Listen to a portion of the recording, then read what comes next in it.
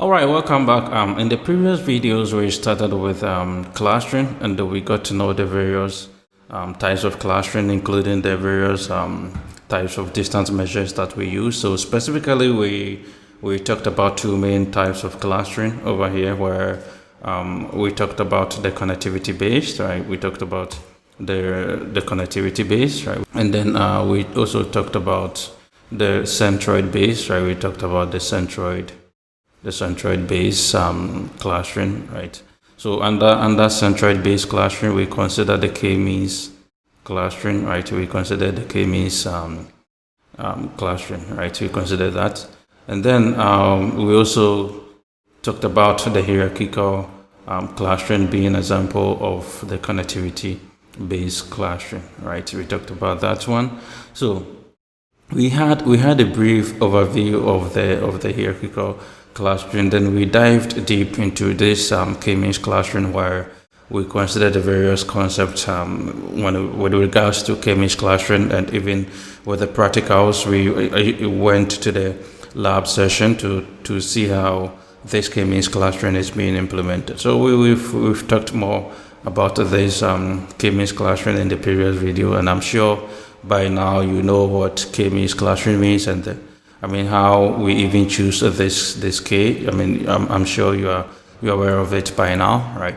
So just a quick recap. For the k-means, we talked about the fact that we will be having several points. We'll be having several points, and then we try to create central points, right? So we having several points like this, and then we try to create centroids, right? So maybe one centroid will be here, another centroid will be here.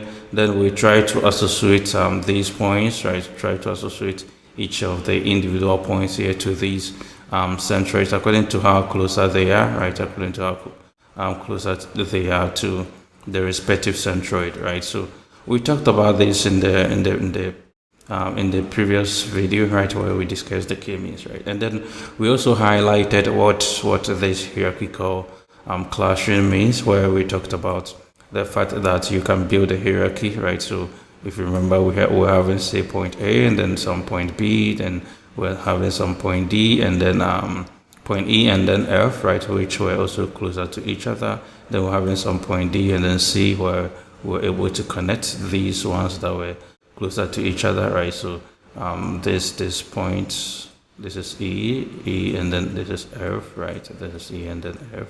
Then we have point D here, right? So these ones also closer to each other, and then this one become closer to them, and then finally we're able to connect all of them, right? We were able to connect all of them together. So we talked about this, and then we also mentioned that this is referred to as the dendrogram, right?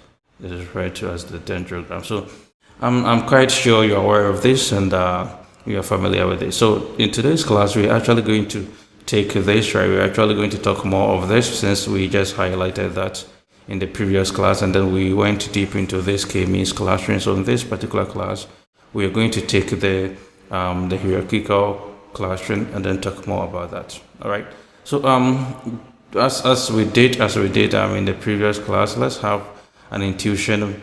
A little bit intuition for this hierarchical clustering before we see how it is being implemented, right? So let's go to the whiteboard and then see how this hierarchical clustering is being, the intuition behind that, and then finally we'll go to our lab session, and then we see how it's going to be implemented. Okay, so let's move straight to the whiteboard. All right, so if you remember in the previous class, we gave an example where we have, say, point A, right? We have point A here, and then we have another point here, that is point B, right? And then we have another point here, say point C. Then we have another point here, say point D, right? Then we have another point here, say point E. Then this point here, say point F, right? Then we try to connect the points that are closer to each other, right? And then later we find out that, these points are even closer to each other, we can connect them. Then we also discover that, even this one is closer to that, so we can connect them. And then finally we're able to connect everything together, right? We're able to connect everything together as one big cluster. All right, so this is basically the connectivity base, right? This is the connectivity base where we connect items that are closer to each other. Right? We assume that if items are closer to each other, then they are similar to each other. All right, and if you remember, we also discussed the fact that you can also build it from ground up, like that we have point A, we have point B, right? Then we have point E and then F, right? That are closer to each other. Then we have point say point D over here, right? Then we have point C, right? Then we're able to say, okay, point A and then B are closer to each other. We can connect them. Point E and F are closer to each other. We can connect them. Point D is closer to point E and F. We can connect it. And then point C is also closer to point D and F, right? We can connect them. Then finally, we can connect all of them because we can have one big cluster over here. All right. So this is the dendrogram as we've mentioned earlier on, right? This is the dendrogram, right? And this is all about the hierarchical clustering, right? Because this is, if you think about it, this is in a form of a hierarchy, right? This is a form of a hierarchy. If you consider it, right, it's a form of a hierarchy, right? From one level to another level to another level, right? To another level to another level, right? So it's form of a hierarchy, right? That's why we refer to it as a hierarchical clustering, right? To group them, but it's a form of a hierarchy. Now, if we take the hierarchical clustering, right? If we take the hierarchical clustering, we have two main types of the hierarchical clustering, right? We have what is called the agglomerative clustering, right? We have what is called the agglomerative clustering. So let me actually write it here for you so that you can get to see it. So types of hierarchical,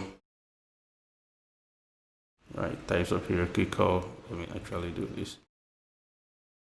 Clustering, right? Types of hierarchical clustering. So let me push here. So as I said, we have what is called the agglomerative, right?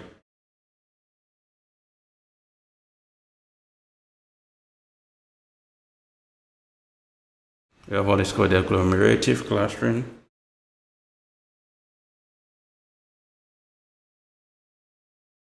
And then we have what is called the divisive.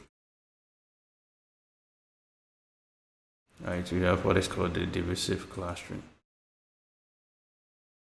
All right, so we have these two different types of hierarchical clustering, right? So let's see what they mean, right? So let's pick the first one, which is the agglomerative, right? So let's pick this one and then see how let's see the intuition behind this one. All right. So now, if we take this one, if you see what we're doing here, right? We will see what we're doing here. We're trying to group them into clusters. So you can see this one as one cluster. You can see this one as one cluster. If you pick this one, it will be another cluster. If you pick this outer one, it will be another cluster, right?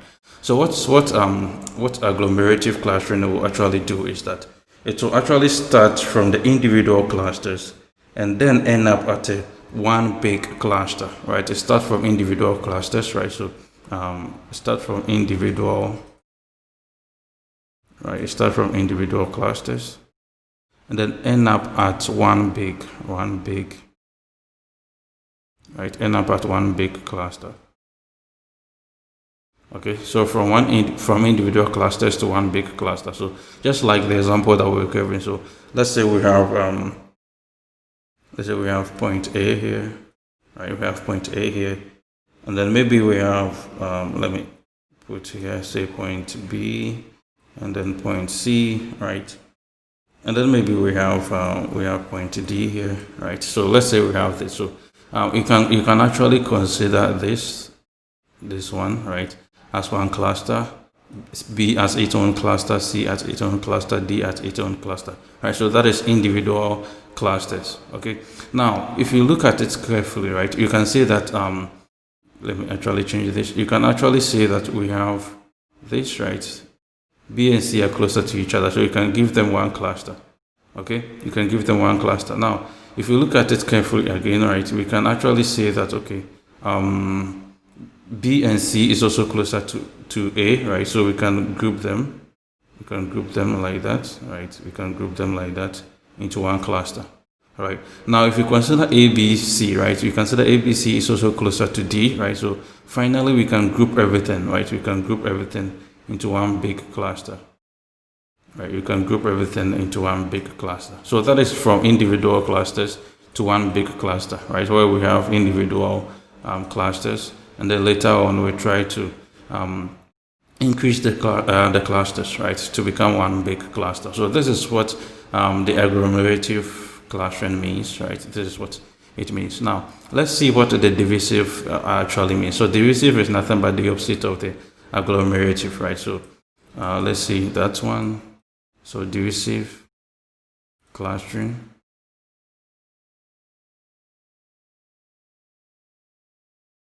All right, so as I said, it's just the opposite of that. So this one starting from individual clusters to one big cluster, right? Starting from individual clusters to one big cluster. So this divisive actually starts from one big cluster, right? So from one big cluster. From one big cluster to individual clusters.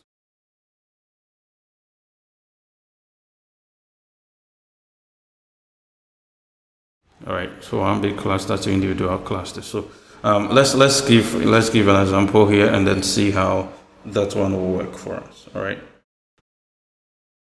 So I'm going to start with this one big cluster, right? So we have one big cluster here, right? And then inside that we have our point A, then we have our point B, then we have let me actually bring it closer, right? We have point B here, then we have point C, then we have point D over here, right? So now all of these are in this big cluster, right? So we have this big cluster here, all right? So now we can say that we have this cluster here, right? These ones are closer to each other, right? So we can have this one, and then we can have this cluster, okay?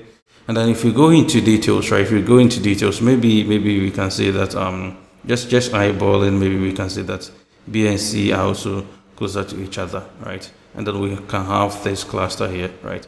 If you go into B and C, to B is on its own cluster, C is on its own cluster, right? So now you can see that we moved from this big cluster all the way to this one, right? And then from this one we can move to that, and then we can go into individual clusters, right? We can go into individual clusters that we have over here. Okay, so from one big cluster we can move to individual clusters, and that is what the divisive is actually. So it's more like dividing, right? That's what you see divisive. So you have one big thing, then you divide it, right? You start dividing it. Unlike you'll be having several things. If you take the agglomerative, right, you'll be having several small ones. Then you try to combine all of them together, right? That's the difference between the two. All right. So having gotten an idea about the two types of hierarchical clustering, that is the agglomerative, where we move from individual clusters to one big cluster, and then divisive, where we move from one big cluster to individual clusters, right? Now let's actually move on and then talk about something here. Let's talk about something here. Now we've been talking about using distance measures, right? The various distance measures to actually see or calculate the items that are similar to each other, right? So we determine that B and C are closer to each other based on the distance measures between B and C, right? So we use the various distance measures that we've been talking about in our previous classes. That is in the form of Euclidean distance, right? And then we also talk about the Manhattan distance. We also talk about the Minkowski. We also talked about the cosine similarity, right? We've also talked about the cosine similarity. So we use all these distance measures to actually, either of them, right? We use either of these. Mostly we use the Euclidean, right, to determine the distance between from one point to the other, right, from one item to the other, and then we can actually determine how similar they are. All right, so that is quite easier, because if we are going to just measure the distance from A to say B, or from say B to C, right, that is quite easier. What about if I want to measure the distance from one cluster to the other, right? So let's say we have this, let me actually change this. So let's say we have this cluster here, where inside there we have B and C and then D, right? That's one cluster. And then we have A here, right? We have A here. Or maybe let me just draw another one here so that you can actually see it clearly, right? So let me draw this, right? Or maybe let me even ignore that one and then just draw this. Right, so let's say that is one cluster, that's another cluster, and then inside each of these clusters, right? So maybe here we have point A, and then point B, right? We have point B, and then we have point C over here, right? So they are in this cluster, right? So we can call this cluster 1, and then we can call this cluster 2, right? So inside cluster 2 we have point E, right? And then we have point F, we have point G, right? And then some other points that you can think of. Now if I want to measure the distance between A and B, right? That is quite easier. I'm using any of these, the Euclidean, right? It's whether Euclidean or Manhattan or Minkowski or cosine similarity. I can easily do that, right? And if over here too, if I want to measure the distance between say E and F, I mean I can do the same thing, right? Using either of these distance measures, I can easily do that. Now what if I want to measure the distance between cluster 1 and then cluster 2, right? How do I do that, right? That is measuring distance from one cluster to another cluster, right? So now how do I do that? Okay, let's see how we can actually do that, right? Let's see how we can actually measure the distance from one cluster to the other. All right, so for that purpose, let's go to our slide here, right? Let's go to our slide here and then have a look at this. All right, let's have a look at this one over here. Now if you see the image on your screen, right? If you see the image of your screen, we have several ways that we can actually determine this, right? We have several ways that we can measure the distance from one cluster to the other. All right, so it's let me actually bring this. Okay, now one of the ways of measuring the distance from one cluster, so if we think of this as cluster 1, let me actually change this pen, right? This will do. Okay, so if you think about this as say cluster 1, and if you think about this as say cluster 2, right?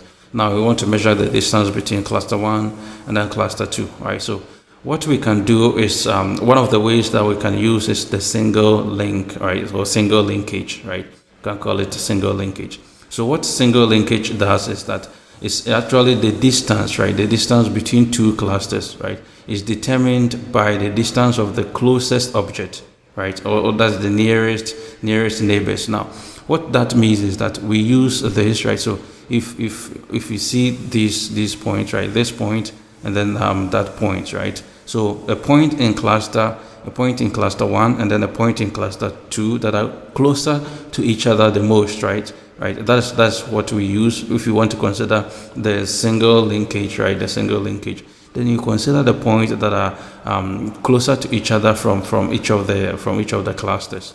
All right, that is single linkage. Now we have what is called a complete linkage, right? If we take the complete linkage, then you are taking the point that is furthest away from each of the farthest away in each of the clusters, right? So this point will be very far from this point, right? So this is the point and that point, right? Both of them are the points that are very far from each other, considering the two clusters, right? So that becomes the complete linkage, right? The single linkage is the point that are closer to each other. So if we measure the distance from this point, right, from this point to this point, right, then we can say that this distance represents the distance from cluster 1 to cluster 2, right? We can do that. We can also say that the points that are farther from each other, right? So if we take, say, the distance from this point to that point, right? If we measure the distance, maybe it could be, say, 12 units, right? It could be, say, 12 units. So this 12 units is going to represent the distance from cluster 1 to cluster 2, right? Or maybe if we use the single linkage, right? If we measure the distance from this point to that point, then maybe this one could be, say, 5 units, right? So this 5 units can represent the distance from cluster 1 to cluster 2. Okay, so there are several measures that you can use. So this is just single linkage and complete linkage, right? There's also what is called the average linkage, or the pair group, or the pairwise linkage, right? So in that case, what we do is that we find the distance from each of the points and then find the average of them, right? So this is a cluster 1, this is cluster 1, this is cluster 2. Okay, so each of the points of distance between this point and that point, distance between this point and that point, this point and that point, this point and that point, this point and that point. Then I'll pick the next one. Then I'll do the same thing, right? I'll do the same thing. Then I'll pick this one. Then I'll do the same thing, right? I'll do the same thing for all the points over here. Then I pick the next one. Then I do the same thing. I connect it with all the, or I measure the distance from all the other points in the other cluster, right? I pick this one. I do the same thing, right? I measure the same thing. I pick this one. I measure the same thing. Right, I measure all the distance, right? I measure the distance, then I pick this one, then I do the same thing. So this one is actually the average. So after I get all these distances, I average them out. I find the average of it, I average them out. So that becomes the average linkage. Okay, that becomes the average linkage. So that is also another way of measuring the distance from cluster 1 to cluster 2, right? From cluster 1 to cluster 2. Then we have what is called the centroid, right? The centroid measurement, right? So that's actually the distance, right? So if you this is let's say this is cluster 1, and then this is cluster 2. So we find a centroid for cluster 1, right? We find a centroid for cluster 1. That is a central point, right? The central point for cluster 1. Then we find a central point for cluster 2. Okay, we also find a central point for cluster 2. Then the distance between these two centroids, right, represent the distance from cluster 1 to cluster 2. All right, so that is also another way of measuring this distance from one cluster to the other. All right, so you can see that there are several ways that we can actually measure the distance from one cluster to the other, right? When we get to the code, when we get to the lab session, you're actually going to see how we're going to use some of these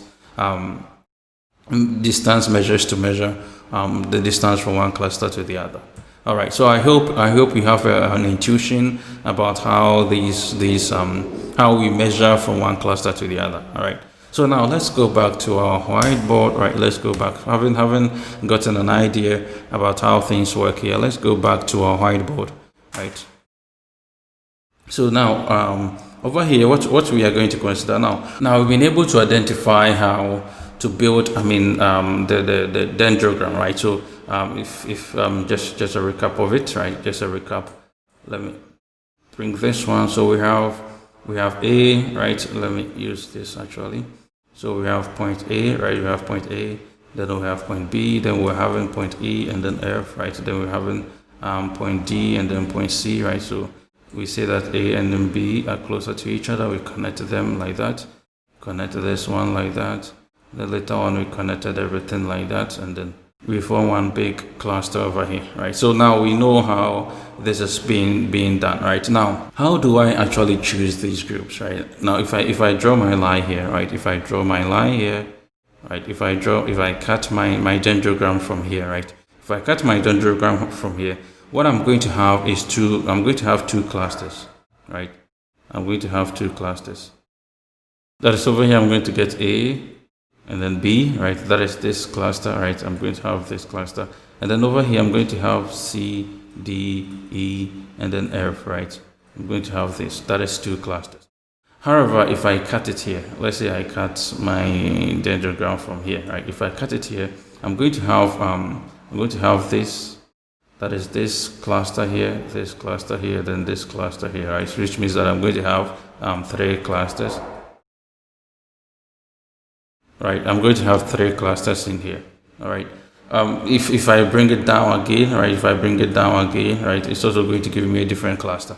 So, I mean, it depends on depends on your business problem. Depends on how many clusters that you want according to your problem statement. You might want to cut your dendrogram at some point, right? And this is just a simple dendrogram. You might plot a dendrogram and you find it very dense, right? Very, very dense, right? This is just a simple one, right? And that's, I mean, mostly you want to cut your dendrogram at some point, right? You might want to cut your dendrogram at some certain point. Now, we just discussed how we can measure the distance between one cluster and the other, right? So the distance from, say, this cluster and say this cluster, right? We saw how we can do this, right? Using the various linkages, right? Like single linkage, like complete linkage. I mean, the average and the centroid, right? So we saw how we can actually do this, right? Now, if I choose any of these methods, right? If I choose any of these methods, I might end up with a dendrogram which is different from any other person who is also choosing a different method. I mean, there are even several techniques that you can use, right? There are several techniques that you can use to build your dendrogram, right? And as you can see over here, we have I mean, a few of them listed here, and I mean, even apart from this ways of measuring the distance between from one cluster to the other, right? Measuring the distance from one cluster to the other. There are several ways that you can actually base on to measure the distance between these clusters. All right. Now, how do I choose which dendrogram is best and which dendrogram is actually representing my data, which dendrogram is actually doing better? All right. So in the next video, that's what we're going to talk about, and we're going to see how we will measure which dendrogram is doing better, right? Which technique that we can use to measure which dendrogram is actually doing better. All right, so see you in the next video.